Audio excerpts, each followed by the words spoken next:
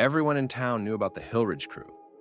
They weren't a gang exactly, but they moved like one. Same bikes, same hoodies, same loud laughter echoing through the streets.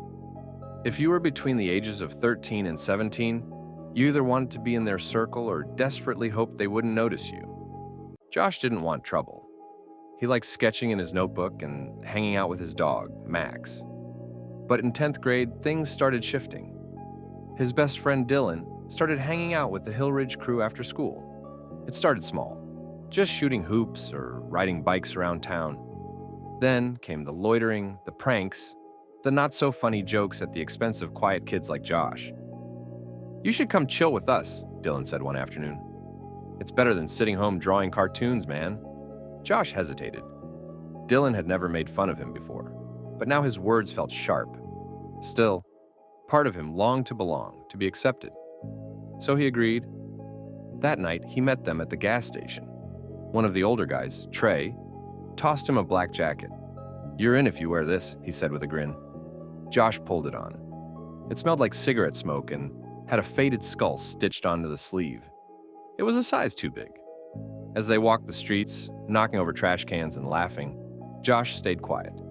He felt out of place, like he was playing a role someone else had written for him. Later, as they dared each other to shoplift from a corner store, Josh's heart pounded. When his turn came, he froze. "Come on, bro," Trey said. "It's just a bag of chips. Don't be soft." Josh looked at the chips, then at the mirror above the chips. His reflection stared back, eyes wide, jacket drooping off his frame, fear written all over his face. And suddenly, something clicked. He wasn't scared of getting caught. He was scared of disappearing, of being swallowed up by people who didn't know him, who didn't care about anything beyond the next laugh or the next dare. "I'm good," Josh said quietly. He put the chips back and stepped away. The others stared.